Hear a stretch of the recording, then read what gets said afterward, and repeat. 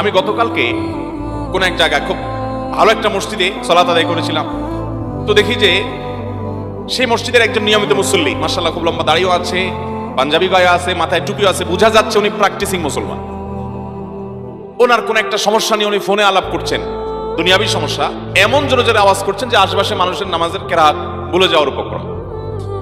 এই ধরনের ঘটনাগুলো আমাদের সমাজে এত বেশি হয় যে আমরা এগুলো খেয়ালই করি না যে আমার দ্বারা আরেকটা মানুষের কষ্ট হচ্ছে বা কষ্ট হতে পারে।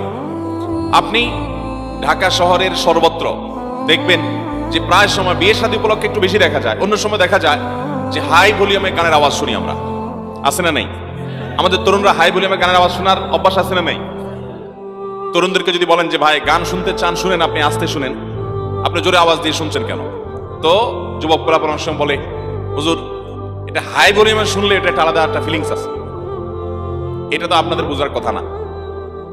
কিন্তু ভাই, আপনার ফিলিংসের কথা না হয় আমি বুঝলাম, কিন্তু আপনার গানের আওয়াজ আর একটা মানুষের কষ্টের কারণ যদি হয়, তাহলে এর কারণে আপনার শুধু গান শোনার গুনাই হবে না, এর কারণে মানুষকে কষ্ট দেওয়ার গুনাহ হবে, যেটা গান শোনার গুনার চাইতে কয়েক গুণ ভয়াবহ।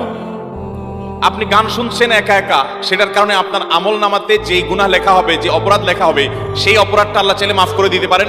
আল্লাহর হক এটা জটিল, খুব জটিল ইস্যু না। যদি আপনি তবাই নাসুহা খাঁটি অন্তরে তওবা করেন, আর কখনো করবেন না, ফিরে আসেন, আল্লাহ মাফ করবেন, এই আশা করা যায়। কিন্তু আপনি হাই ভলিউমে শোনার কারণে যে মানুষগুলোর বিরক্তির কারণ হলো, কষ্টের কারণ হলো, কথা বলতে পারলো না, তাহলে এই মানুষগুলোকে কষ্ট দেওয়ার কারণে আপনার আমল নামাতে যে গুনাহ লেখা হবে, শতবার গান শোনার কারণে অত ভয়াবহ গুনাহ আপনার আমল নামা লেখা হবে না। শুধুমাত্র সেটা, ইসলাম যে কত সুন্দর। আমাদের প্রিয় নবী সাল্লাল্লাহু আলাইহি সাল্লাম মসজিদে নববীতে ইতিকাফরত অবস্থায় এক সাহাবী একটু জোরে জোরে কোরআন তেলাওয়াত করছে। এতক্ষণ তো গানের কথা বললাম, জোরে জোরে কোরআন তেলাওয়াত করছে, এবং তার জোরে জোরে কোরআন তেলাওয়াতের কারণে স্বাভাবিকভাবে আশেপাশে অনেকের ধ্যানমগ্নতা ডিস্টার্ব হচ্ছে, কেউ জিকির আজকার, কেউ নামাজ পড়ছেন। নবী আকরাম সাল্লাল্লাহু আলাইহি সাল্লাম তাকে বললেন, দেখো, তুমি যাকে শোনাতে চাচ্ছ এই তিলাওয়াত, তিনি কোনো বধির নন, তিনি আলিমুম বিযাতিস সুদূর, তিনি সবকিছু শুনতে পান, মনের জল্পনাও যিনি জানেন, তাকে শোনাবার জন্য তুমি এত জোর করে পড়ার দরকার নাই।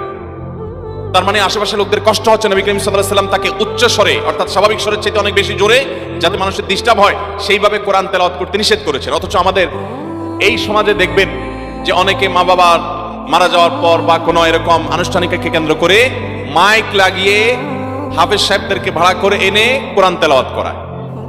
আছে না নাই বলেন? এই কোরআন তেলাওয়াত করানোর কারণে সওয়াব তো হবেই না, বরং গুনাহ হবে। এর মানে এই ব্যাপারে কোনো সন্দেহ করার কোনো সুযোগ